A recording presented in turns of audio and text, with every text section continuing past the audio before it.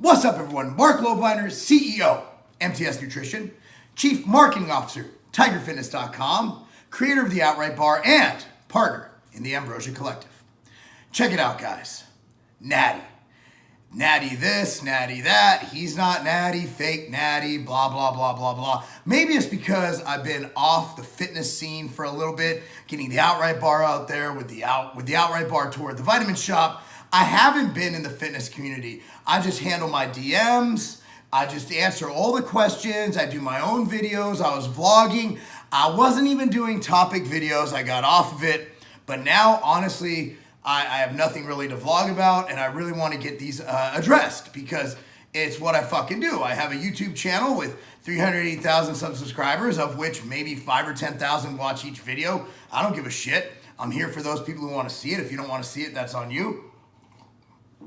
And you know what? It's questions I get a lot.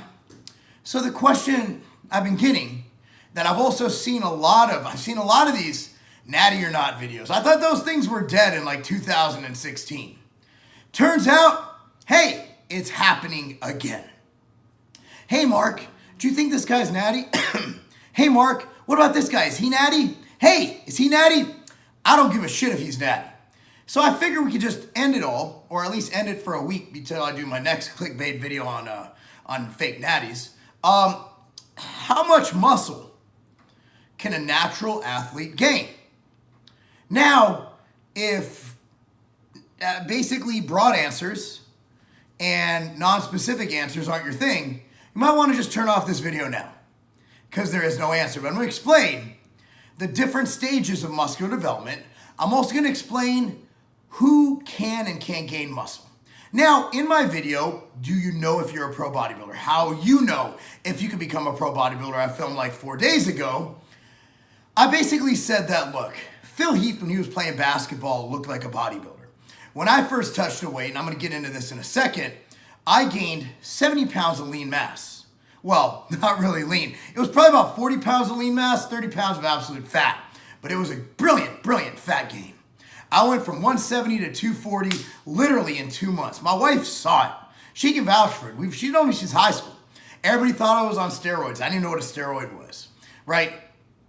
Now, just a tangent on that, I got a lot of comments. Mark has average genetics. Mark looks like shit. Look, my structure has nothing to do with my ability to build muscle or my ability to stay lean or get lean. At the end of the day, I have great muscle building genetics. I have great fat loss genetics. I have great genetics. Now, my structure, some people like it, some people don't. I don't care. I think it looks good. I wish I had a smaller waist, I guess, but I make up for that with wider lats. Bone structure, it is what it is. And when I diet down, you'll see this shit will be completely fucking svelte, shredded, everything. Remember, I'm the biggest I've been in years. I'm over 235 pounds. So my body's getting used to it, you know? My stomach's gonna be a little bit out there. I'm gonna be a little more boxy than usual, and I'm okay with that. I think I look all right. But enough about me. Let's talk about natties. So, how much muscle can a natty gain? A beginner can gain a lot of fucking muscle. I have seen, with my own 2 eyes, I have seen dozens of teenagers gain 10 plus pounds in 4 to 8 weeks of training and eating properly. Keyword is eating properly. If they don't eat enough food, doesn't matter how much they lift. Now, when I started lifting, I literally went in, I was eating fucking, I don't even want to say this, I was eating 5 Big Macs a day, bro. I was eating everything. On weekends, I'd go to my buddy Leon's grandma's house, get some fried chicken wings. After that, go to Roscoe's Chicken and Waffles. After that, go get some McDonald's. Man, I was giving it a lot of food, a lot of food. And I grew. What does my buddy Herc say? My buddy Big Herc says, eat and buff, eat and buff. I was eating and buffing all day long. That's what allowed me to put on size and allowed me to play football really well. If you've seen pictures of Brandon Curry when he was younger, phenomenal physique. Phil Heath, phenomenal physique. Those guys literally, when they touched a weight, they realized, holy shit, I made a lot of gains. Now, that's as beginners. Here's where it falls off, right? After about 3 to 5 years of training, every subsequent year, your gains will top off. Your gains will decrease. So for example, let's say my brother, who's 45 years old, okay, 46 this year. If my brother simply doesn't lose muscle, he's doing great. If he gains a pound of muscle, he's doing fantastic. Think about it this way. Me, let's assume I'm natural, which I'm not. Okay, I've been training for 26 years. Let's say I started at 175 pounds. Say 180 pounds. Started at 180 pounds. I suck at math. That's 26 pounds if I gain a pound a year. I would literally be the same body fat at 206 than I was at 180. Think about it. Is it really that hard to believe that an individual who's in his late 30s, who's been training since he was playing football in high school, is it really that hard to believe that that individual can gain a pound of lean mass a year? The answer is no. That's not hard to believe. So let's take some genetic outliers, right? Take Doug Miller. Well, Doug's not natural. I'm not gonna climb on. I'm not gonna fight for Doug. I'm not gonna do it. Let's assume he is natural. Let's assume he's telling the truth. Which again, I'm not gonna take any more punishment for having his back on that. That's on him. You go fuck with him. It's really not that hard to believe. Like his last show, he was on stage around 190. Doug's 2 to 3 inches taller than me. He's like 5'10". I'm 235 pounds. Doug, on stage, I'm about 220, 225. Doug is literally about 30 pounds less than me on stage. He just has better muscle insertions and better genetics for how his shape is, right? So, Doug's been training since he was in his teens. He's been training for 20 plus years. Let's say he started at 170 pounds. He gained literally a pound a year of quality muscle. Is that so hard to believe? So, getting into this, the answer is how much muscle can a natural bodybuilder gain? And I'm going to say almost as much as an enhanced lifter. Not as much, but almost. Like, let's just get into this. An enhanced lifter with the protein turnover and everything steroids do can literally go from 200 to 230 pounds on stage. I've seen it done with genetics and drugs. A natural lifter can do 170 to 200, but over probably 10 to 12 years. So it just takes longer. So where do natties go wrong? Well, natties go wrong in that they don't keep up with it. I've only met in my life a handful of people. I'm talking maybe five people who are natural bodybuilders who haven't fallen off the wagon for at least 1 to 2 years. For the guys who've kept it up, your Kurt Weidners, your Doug Millers, your Brian Whitakers, they've made consistent gains. Shit, Marshall Johnson, dude's like 60 years old, and he's still making progress. Not as much. In fact, I think he's making progress on being more shredded because his skin's getting thinner because elasticity wears off with age, but he's still making gains, right? So the thing about natural bodybuilders, how much you can lift, my answer isn't how much you can lift, it's how patient are you and how much time do you have. Now, we've gone over me, right? I'm not claiming natty at all, but I still think that if I stayed natural throughout the years, if I didn't have any testosterone production issues, I think I would still be getting on stage over 200 pounds. Over 200 pounds. When I was competing as a middleweight naturally, I was shredded as fuck at 174 pounds in my 20s. You give me 10 years, worst case scenario, 1 pound a year, I'm 185 pounds, a solid light heavyweight in bodybuilding. So it is possible. Now, let's name drop. Let's go over some what ifs. Mike O'Hearn. Gotta say it, I have a crush on the guy. Okay? Mike is anywhere between 44 and 72 years old. He's kind of like Luis Ortiz in boxing. Nobody really knows his real age. The natural thing goes up and down all the time about Mike. It's almost become a joke at this point. But I was actually hanging out with Chris Gethin once, and Chris said, hey, I actually believe Mike's natural. And I didn't want to get in a debate. I actually don't care. I never put much thought into it. I really haven't. I'll joke about it, but I'm not sitting there at night like, fuck, Katie, what do you think about Mike O'Hearn? Think he's natty? No, we don't really talk about that. No. So I never really gave it much thought. And then Chris kind of explained, like, this guy's a genetic freak. Like, he's been doing this every day as his job. His job is to be pretty and look good. And I've told the story millions of times. When I saw him in Gold's Gym in my teens, and I remember seeing him, he was with a group of people, and he was with a girl, and like there were like 3 or 4 people, and he's doing the reverse, reverse hyper, right? The fucking, what the fuck? Glute ham raise. And he had like 10 plates on each side. I might be hyperbole, but I remember it as just and I remember looking over like, who's that pretty motherfucker lifting all the weight? And I'm like a fresh-faced teenager, I got acne and shit. And I'm like, what the fuck? What am I witnessing here? That was O'Hearn. He was a freak before I even knew what a freak was. Like, he's been a freak before freak was a thing. He's just a freak. So why do we assume that there can't be genetic outliers in muscle growth, right? I mean, right? We have LeBron James, who is a fucking 6'9", 275-pound man who can literally dunk a basketball over 12 people and just dominate a court.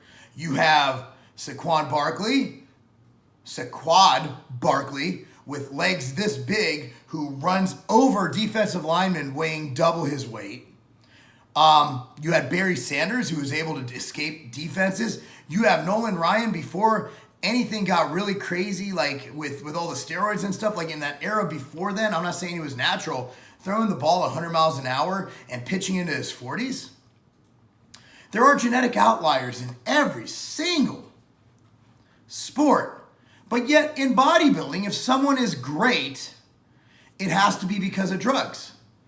When we watch the Super Bowl and watch Patrick Mahomes completely annihilate the 49ers defense, not once did I call my bro. I was watching a hotel room. I was out traveling. Not once did I call Mike and Sean, be like, Mike and Sean, man, check it out, man. This guy's got to be on fucking steroids. Have you seen his fucking throws today? He's evading the defenders like nothing I've ever seen. How the hell did he come back in the fourth quarter after being dominated all game? Obviously, the guy's on Anavar. No. We saw him as a great athlete, as a genetic outlier, as somebody awesome. Yet in muscle building, we always point to drugs. Look, drugs are a huge part of the sport. Are there any naturals on the Mr. Olympia stage? I'm not going to say a definitive no, but I'm going to go on a limb and say probably not. Are there any naturals on NPC stages? Absolutely. Are there natural IFBB pros? Absolutely. I'm always pointing to my boy Matthew Lillard. The guy's as natural as, what's natural? Katie, give me a natural item. Something natural. I'm working what? He's as natural as 8-cup titties. Okay. He's natural as fuck. So it is possible. So what I'm saying, guys, is fuck. The answer is we don't know what your natural potential is. Nobody does. And if they claim to know it, they're liars. Your natural potential is what you're willing to put in. It's like life. There's a direct correlation between hours worked and money made. It's fucking there. So if you want to make more money, theoretically, it doesn't always work out, but you have a very high probability of making more money if you work more productive hours than if you don't. So why are we looking at it like, oh, well, that guy is bigger than me? You don't know his life. You don't know his genetics. His dad could be a professional something. His dad could have been a professional bodybuilder. Like, he could have a long line of genetics. Did you guys ever watch that movie Super Size Me 2 about Big Chicken? Those chickens are not genetically modified. Those chickens are literally bred to be bigger. They literally took the biggest chickens and bred them with each other. Threw out the little ones. Biggest. And now they're so big they break their own legs. They have heart attacks. That was from selective breeding. So who's to say that this dude bro at the gym who does like 2 sets of bench press leaves and still looks better than anybody you've ever met, who's to say he just doesn't have better genetics than you? So the question is not, there is no answer to how much muscle you can gain as a natural. The answer is, how hard are you willing to work? And then the answer is also, it's relative. Be better than you were yesterday, and you'll be the best you every single day. Simple as that. Anyway, guys, I know I'm going to piss off a lot of you guys who hate fake natties. I know I'm going to piss off a lot of you guys who hate Mike O'Hearn. However, that's okay. We're here to discuss, and I'm here to give my opinion. So, if you have any thoughts on this whole natty thing, comment down below. And for those of you who commented that I have a shitty physique, I'm going to have to agree with you. I don't have the greatest physique. I'm extremely hard on myself. However, I'm at a point in my life where I have a beautiful family, a beautiful wife, beautiful children, and great, successful companies where I don't really give a fuck if I don't have the perfect physique, because this shit ain't paying my bills. As long as my wife will still have sex with me, I don't really care. Anyway, guys, that's all I gotta say about that. That's not a game. Let's talk about my coaching. Yes, I offer coaching. Diet, training, supplementation. I offer it all. My coaching, as you can find out about on marklobleiner.com, covers everything. In fact, I believe I'm one of the only coaches, or the only coach, who offers and actually demands daily check-ins, because you need daily check-ins to get optimal results. Let me tell you this, if you're looking to get the body of your dreams, if you're looking to get healthier, if you're looking to get ready for a show, if you're trying to reverse diet, whatever it is, I have the experience and knowledge to help you reach your goals. To find out more about my coaching services, see www.marklobleiner.com. The Outright Bar was created for my kids. My kids need a snack to eat during soccer tournaments, and also I wanted a bar for myself to eat pre-workout, post-workout, and also throughout the day. You want your Outright bars right now. That's why we have a partnership going with the Vitamin Shop to make sure that we're in all 750 plus locations, providing the best price, the best service, the best people to give you the Outright bar when and where you need it. Whoever you are, whatever you do, the Outright bar is perfect for you. Containing 14 to 20 grams of high quality protein, mainly from whey protein isolate. Containing healthy fats from peanut butter and carbohydrate from the superfood honey. The Outright bar is perfect no matter who you are.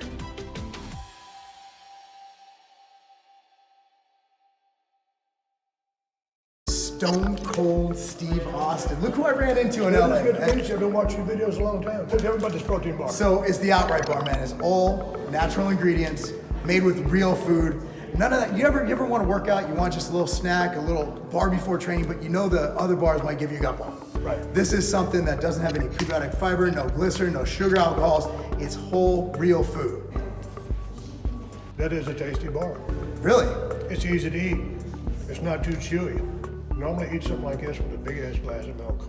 That's good. So it's like a cookie. Really good. No, it's not good. If you want, we also have the, want to try the almond butter one while we're here? Love to. All right, so this That's a is, badass bar. This is made with almond butter, Steve. That's a winner too. Really? He's badass. Good protein bars. Where can people find these? Well, they can find it at any retail stores. You can find it at tigerfitness.com. Two badass protein bars. So they get two double middle fingers up from Stone Cold Steve Austin, and that's the bottom line.